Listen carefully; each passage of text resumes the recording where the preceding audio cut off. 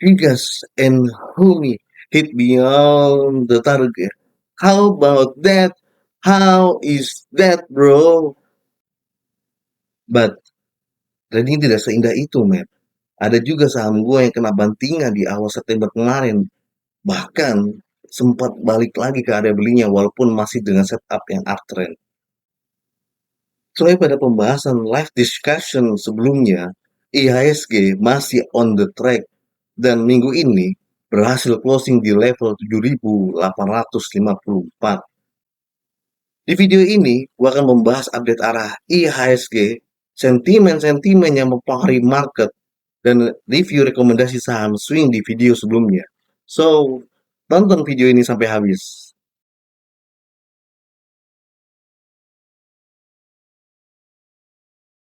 Bismillahirrahmanirrahim. Yeah, my man, my brother. Welcome back to my channel, The Swing King. So, selamat datang kembali. Berbicara soal update arah IHSG, IHSG masih bergerak dalam tren yang sangat bullish sejak awal April 2025. IHSG sendiri mendapatkan berbagai sentimen negatif dan positif dari domestik. Adapun beberapa sentimen negatif terhadap market di mana di akhir Agustus sampai awal September, tanah air kita diwarnai dengan aksi demo besar-besaran. Tragedi kematian ojol almarhum Afan Kurniawan, penjarahan rumah pejabat hingga dicopotnya Ibu Sri Mulyani dari jabatan Menteri Keuangan. Tentunya hal ini memicu kepanikan investor dan asing dan lokal karena kekhawatiran terhadap kondisi ekonomi dan politik di Indonesia. Di video live discussion sebelumnya, gue mengingatkan bahwa lu semua tidak perlu panik dan berpikir dengan jernih. Gue termasuk yang setuju bahwa sebagian besar aksi demo kemarin itu adalah people power. Tapi tidak menutup kemungkinan bahwa aksi demo kemarin itu ditunggangi oleh buzzer atau oknum tertentu. Coba, lu berpikir dengan bijak dan kritis. Siapa yang diuntungkan dari semua tragedi ini? Dan bahkan setelah pengumuman reshuffle 5 kabinet menteri, aksi demo tiba-tiba meredam. Padahal seluruh tuntutan masyarakat belum dipenuhi sama sekali. Guys, kita bahas sebentar mengenai Sri Mulyani. Beliau mengabdi sebagai Menteri Keuangan sejak 2005, masa pemerintahan SBY periode pertama, lalu menjabat sebagai Direktur Bank Dunia dari 2010 sampai 2016, dan ditunjuk lagi sebagai Menteri Keuangan oleh Presiden Jokowi, mengabdi dari 27 Juli 2016 hingga 8 September 2005. Itu tadi penjelasan singkat mengenai Sri Mulyani. Guys, gini, gue sendiri agak merasa sedih ya ketika mendengar Sri Mulyani diganti. Gue sendiri nggak tahu kenapa ya. Tapi dari lubuk hati yang paling dalam, gue mengucapkan terima kasih atas dedikasi dan kontribusinya di Indonesia untuk wanita yang sudah diakui dunia. Sekarang masuk ke pembahasan sentimen positif untuk IHSG. Menku yang baru, Purbaya Yudi Sadewa, mencairkan 200 triliun ke Himbara untuk stimulus perekonomian negara demi mencapai pertumbuhan ekonomi 6-7%. Jelas ini sentimennya positif untuk market dan saham Big Bang.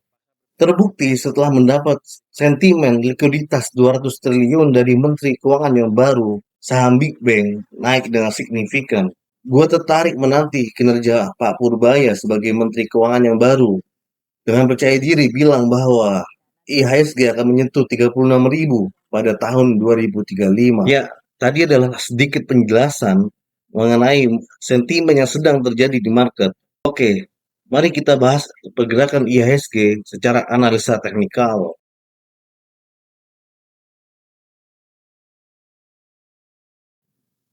Ya, kita sudah di view IDX Composite Index di website TradingView. So, gue mau mengingatkan bahwa ini adalah analisa gue pribadi, subjektif gue pribadi, so disclaimer on ya. Jadi, IHSG itu secara tren masih bergerak secara uptrend ya.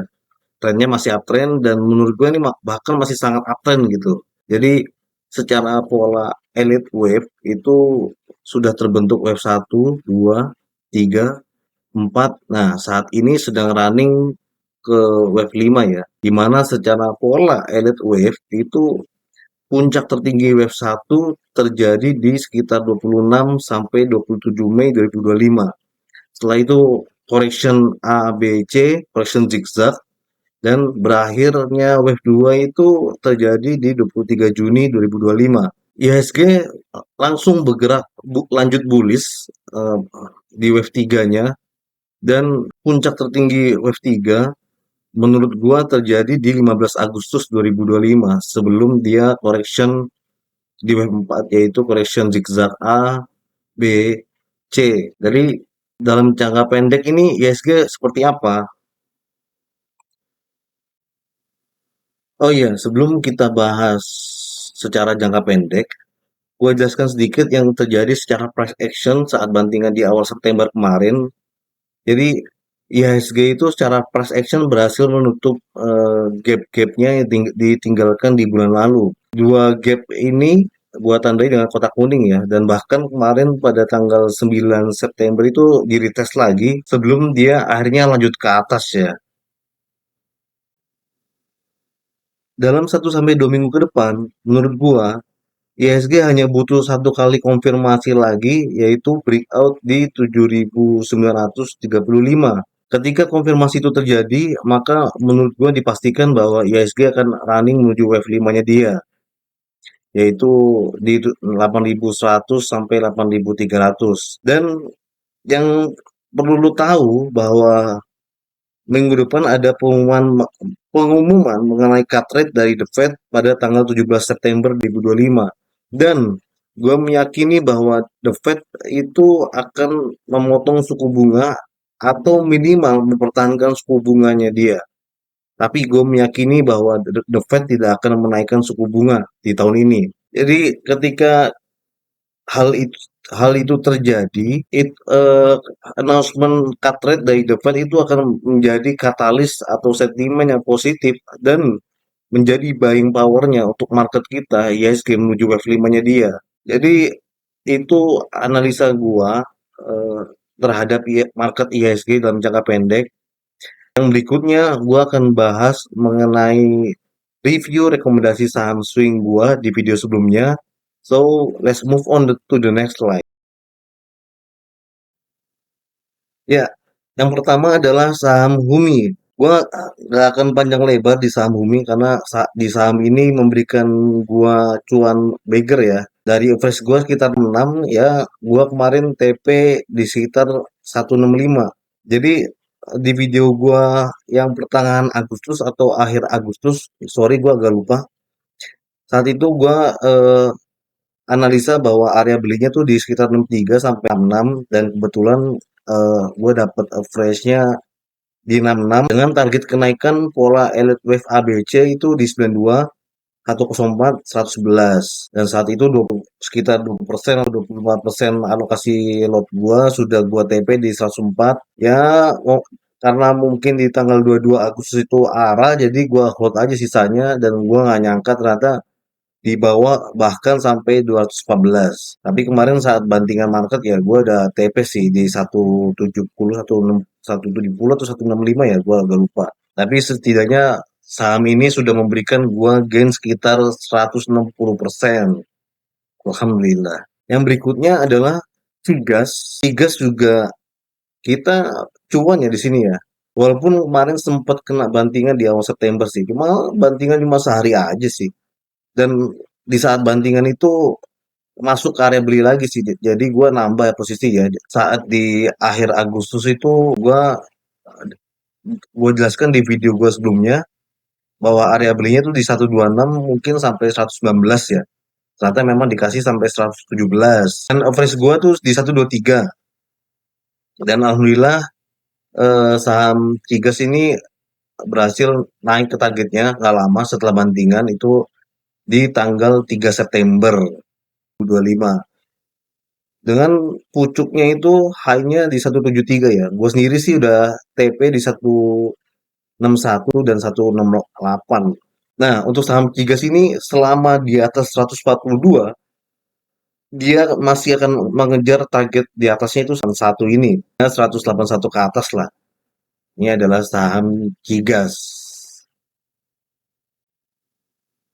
Ya, untuk review saham yang ketiga itu adalah saham DGIK. Nah, DGIK ini sama, kena bantingan juga di akhir Agustus atau awal September kemarin, di mana dia kemarin harusnya bertahan di area 100 ya, tapi ternyata 100 ini di breakdown di 26 Agustus 2025, sehingga DGIK ini balik lagi ke area belinya, yaitu di area 90 sampai 95. Secara pola elite wave, DGIK ini kemarin terkonfirmasi membentuk pola leading diagonal. Nah, ini koreksi A, B, C, dan kemarin juga di tanggal 3 September dia sempat menguji area 105. Nah, ini sebagai area cost internalnya dia. Nah, saat ini DGIK masih di area belinya itu 90 sampai 95 dengan target kenaikan masih sama yaitu 114, 120, 128, bahkan kalau bandarnya baik ya mungkin dibawa ke 144 lah. Jadi untuk lu yang belum beli saham mungkin DGIK bisa lu pertimbangkan untuk entry ya karena masih di area belinya. Ini analisa saham DGIK. Untuk review saham yang keempat itu adalah saham CITY. Kita sebut aja Citi. Oke. Nah, Citi juga sama. Kemarin juga di akhir Agustus dan di awal September itu dia breakdown area 403 ya. Jadi kebetulan City gue punya. Jadi saat itu 403 kena trailing stop, gue haki dan balik lagi ke area belinya yaitu sekitar 90 sampai 95. Dan gue buyback sih kalau di saham City. Jadi saat ini average gue di sekitar 92 93 ya. Dengan mas targetnya masih sama. Jadi dia saat ini kemarin sempat uji di area 116 dan juga kemarin tuh terakhir tuh di perdagangan 18 September, sorry, perdagangan 11 September ya. Dia berhasil closing di 109. Nah, untuk saham City dia hanya butuh konfirmasi breakout di 111 sampai 120 dengan target pola kenaikan elite wave itu di sekitar 103, 141, 151 bahkan sampai 171. Jadi ini saham City. Yang berikutnya adalah ini review saham yang kelima ya, saham Baja. Nah, untuk saham Baja ini gue coba rework lagi gambarnya. Gue coba redraw lagi gambarnya. Jadi untuk saham Baja dalam pola kenaikan elite wave saat ini di mata gua sedang dalam wave 2-nya ya. Jadi dan ternyata kemarin tuh breakdown area 124 sehingga dia harus membentuk ABC gitu.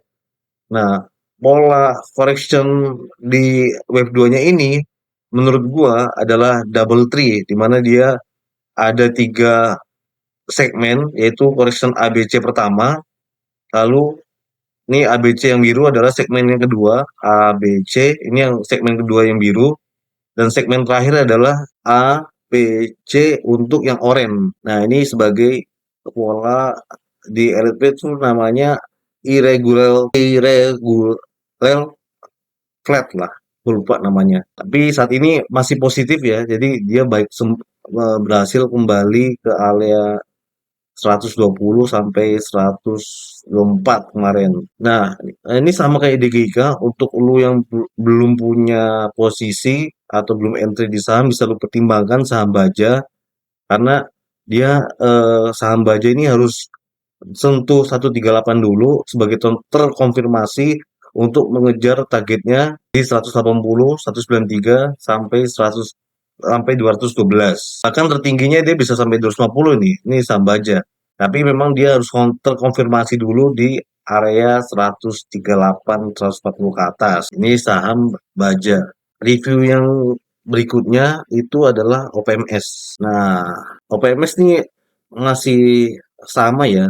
Jadi dalam pola kenaikan elite wave-nya itu di pola ABC dia masih di zona B ya. Di mana kemarin tuh saat bantingan market di akhir Agustus dan awal September, dia balik lagi ke area akumulasinya, sempat uji 103 72-nya ini. Dan saat ini mulai konfirmasi positif, dia keluar dari area Fibo 50-nya dan targetnya masih sama di area 125, 13, 145. Jadi bisa lu pertimbangkan juga OPMS untuk yang belum entry saham. Yang berikutnya adalah saham PES. Saham PES ini mungkin multiple correction ya. Jadi kemarin tuh sempat naik dia ke bahkan uji 400 ini. Sorry, 396. Bahkan sekarang balik lagi ke area belinya. Jadi boleh lu cicil lagi tapi agak hati-hati sih di saham ini. Jadi kalau seandainya dia break 300, dia akan balik ke area 292 sampai 272 lah. Ini saham FES. Dengan targetnya masih sama sih ini di area 440 sampai 48 sampai 472 lah. Ini saham FES. Nggak ada yang berubah dari analisa FES. Ini masih sama dengan masih menggunakan analisa sebelumnya. Demikian penjelasan dari gua. Gua hanya review singkat saja karena penjelasan detailnya sudah ada di video-video gua sebelumnya. So, jangan lupa like, comment, and subscribe. Thank you.